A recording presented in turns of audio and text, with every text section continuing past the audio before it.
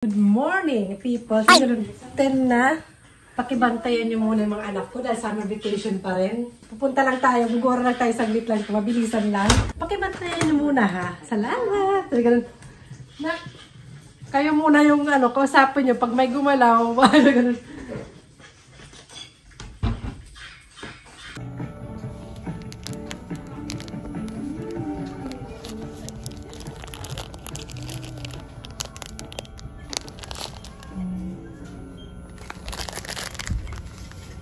Mama pala kayo? Anong klase kayong kaibigan? Ay, iniwan yung mga anak ko. Ay, sin.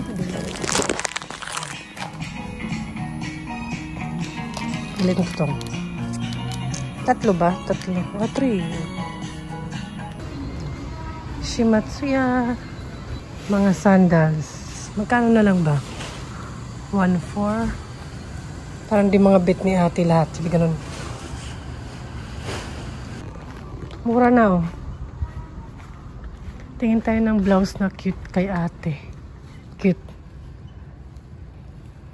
Pangit yung tela niya. Oh. Hindi naman nagaganito si ate. Aking mga gulay. Pawis ko. Sumama pa kasi kayo. Alam nyo nang init-init eh. Uwi na ako. Hindi nyo sinamahan doon yung mga anak ko ha. Ay. Lamig. Hindi nyo sinamahan dito yung mga anak ko. Sabi ganun. Grabe yung pawis kong init sa labas. Ayun, panandalian lang talaga makapag-grocery. Walang bantay sa mga bata. Kami-kami lang kasi eh. Tsura ko. Ang init sobra sa labas. Tapos ito, inakit ko na yung battery namin sa bike. Yung aking pang araw-araw na service is bike. Yung pedal pa rin, may electric lang. Pero yung sa mga anak ko, yung bike nila na ginagamit is wala yun. Mano-mano yung pipidalan. Ito rin naman, pinipidalan. Medyo may assist lang siya pag paakyat, hindi masyadong mahirap. At pag mabigat yung bit-bit mo or mga binamili, at saka helpful yung bike na yun kasi simula pagkabata nila, yun ang service namin. And i-charge mo lang, carry na. And matagal na rin yung kaya worth it ang pagbili. Yung aking and ang init po. Kailangan ko kasi talaga mamili ng gulay. Malayo-layo yung pinuntahan ko. Yun ang ganap. Wala naman ako masyadong pinamili. Ayun yung mga gulay ko. Masaya ako sa nabili ko. Minsan lang yan dito sa Japan. Kaligayahan ng mga Pilipino na nandito. Na OFW. Yung aking speaking, yung aking trabaho, syempre, freeze yun. Naka-frozen. Ay, wala. Zero. Zero tayo mga sis. Nga. Kasi syempre, nandito yung mga anak ko, isang buwan mahigit ang bakasyon nila, summer vacation. So, sino anong gagawin natin? Kung wala, nga. Pag Sabado, pwede saglit. Yung mga pasaglit-saglit na nga lang na racket, yun, iwanawalay pa.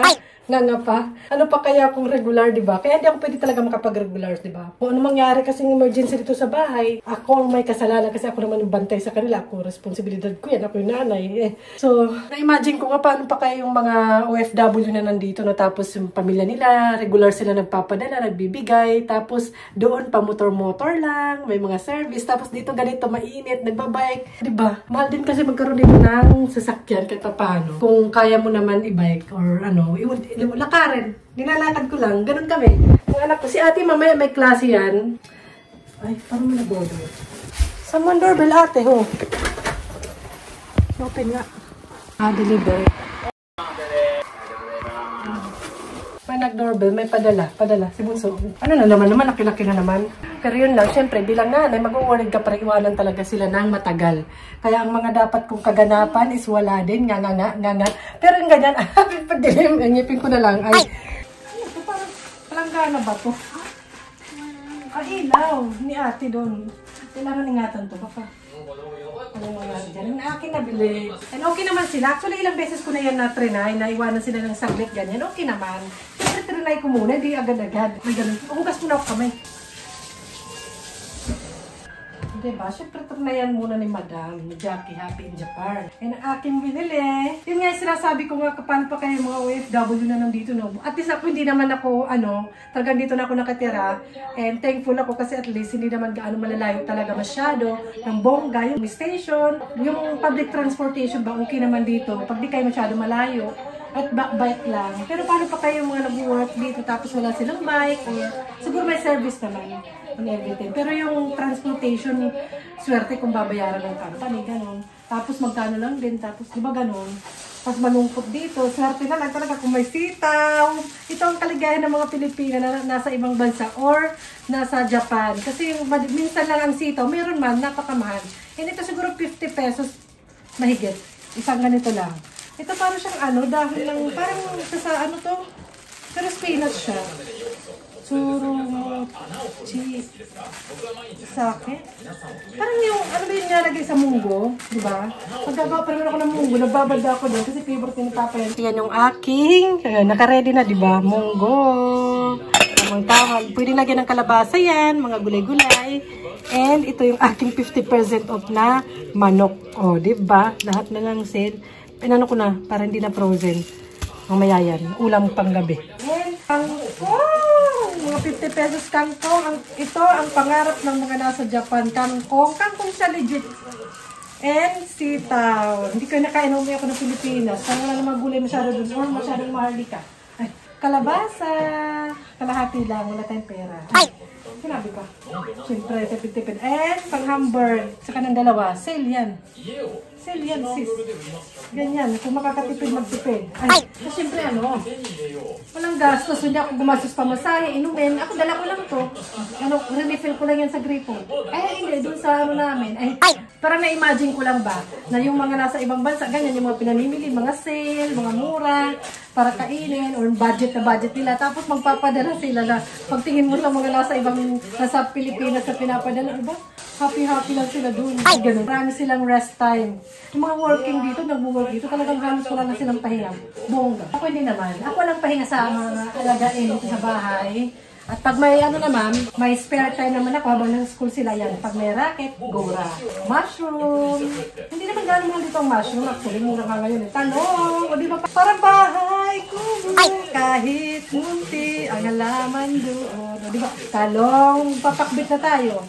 Kangkong, adobong kangkong, walang tuyo, okra, mga pang parang Pilipinas na mga gulay pag summer dito sa Japan, kaya nakakatuwa. Ito lagi namang meron, curry. And piman, syempre sale ng piman, 20% off. Pwedeng bumili lang hindi. At ito, dahil mahilig sila sa salad, which is good, which is nakakaano sila ng gulay. May lalagyan ko ng kamatis, lettuce, cheese to. Gusto nila yung ganyang style. Patatiin ko lang. Yan.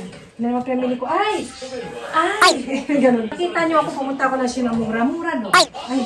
Mapangit yung yung sa Nishimatsuya na mga damit, parang maninipis. Mura na, parang mura na yan dito mga 299. Yan, mura na yan.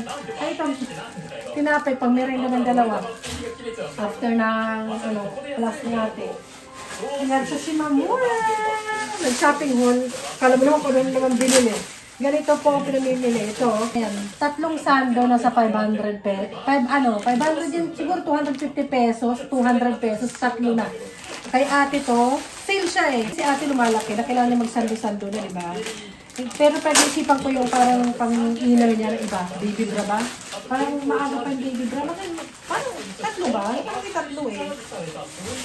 Parang kasya na sa akin to. Sa akin to eh. Ay, kita ko doon.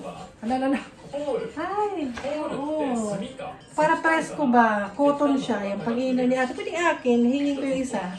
Makikishare pa sa anak. Tapos, ang pa ba? Chinelas. Extra ni Bunso kasi baka pagbiitan na niya. Mura kasi dito pag mga summer. Susulitin na bumili para sa next summer. Para sa next year. 390 na lang or 150 pesos. Kasi usually mga 1,000 yen to eh plus. So, naging half price na siya. 21 cm. 20 pa lang si Bunso. Pero, hindi naman malaki. Para may na kasi mahal to, magwa 1,000 yen na naman to. Imbis na half na eh. And ang aking, bumili ako na yung sale siya eh. 250 pesos ba o 200 pesos? LL na. Para wala na tayong talagang di-display. Pag summer siya kasi ganyan. Ganun. Walang mga dyan, mga branded, mga maharlika. Mga sale yan. Pag si Jackie natin in the time. Bakit ba? Practical na lang ba? Kung pwede naman nila. Pero kung mayroon pang bili, Dora, ibili mo yan. Bilhin mo yan. Pag wala, nga. Ay, pag na ako. So, yun ang aking, ba't hindi nyo sinamahan dito yung mga anak ko? Ay, hindi ko kayo paglulutuan. Ay, hindi kayo kasali sa aking mga bahay ko dyan. Kaligayahan, na to, minsan lang. Parang kompleto ito na siya. Oh. Ang palaya pa. Walang okra. Pamain, bundle, ganito. Pag ito yung magbibenta. Pero mga gulay, hindi mga Japan product. Mga gulay siguro bundle, 2,000 yen. Mas mahal pala kinagtubo. Ay, may okra. Ayan, may okra pala ako nakalimutan ko. Pang thumbnail na naman yun. May style na yan. One bundle is 1,500 yen plus shipping. Tapos nasa Amerika pa rin nag-mine. Ganun ang binibenta dito sa Japan. Mga gulay-gulay, bintahan nyo. Bibili yan agad yung mga Pilipina. Dahil baka wala sa kanila to. Ayan. So, yung charge ko na yung aming. Ayan. Ano yung charger niya? Malaki pakita ko sa inyo. Ito yung charger niya. Ito lang siya, papatong. Tapos sasaksak. Ayan. Pwede naman hindi na lang isaksak para hindi ma-full. Basta yan, binigyan ko lang ng idea. Siguro maigit 8 years. 8 years na namin gamit yung bike namin. And once na namin sila na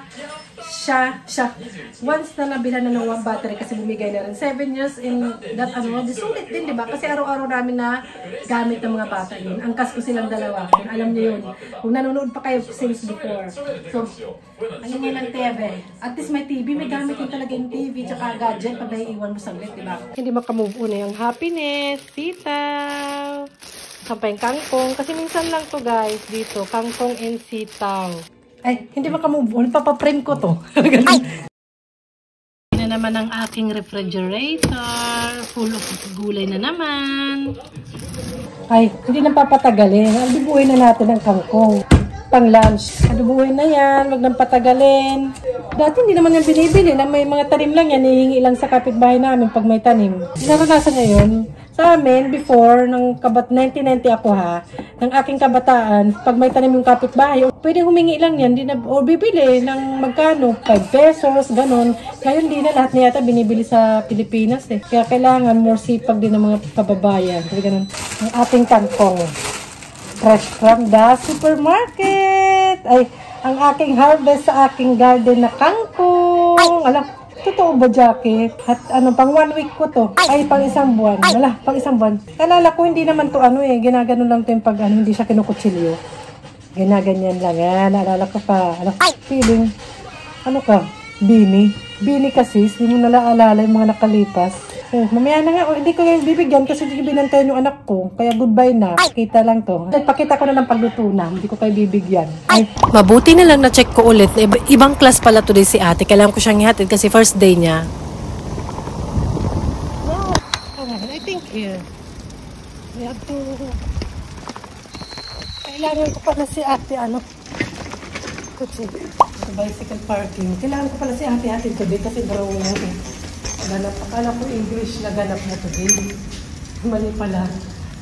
Mali. Sige, yung park bicycle. Bukas pala yung kanyang English na ganap. First time niya to dito eh. Hindi ba niya first time? Okay, how about, okay, I will park because I will go. I will go in resort. Ay, mag-alas 2 na. At hindi pa ako nag-lunch. Naghintay na yung ang aking kangkong adobo. Hindi ko alam kung luto na. Yes, ang aking niluto. Nakapag-lunch naman sila kanina habang niluto ko yun. And si ate, titry niya umuwi dito na siya lang. Tinuruan ko siya paano papunta doon. Madali lang naman actually. Medyo kabisado na niya. Pero yung siya lang mismo sa lugar na basta sa pagliko, basta gano'n. First time niya. Pero alam naman niya, may cellphone naman siya. May gamit din yung cellphone sa mga ganyan.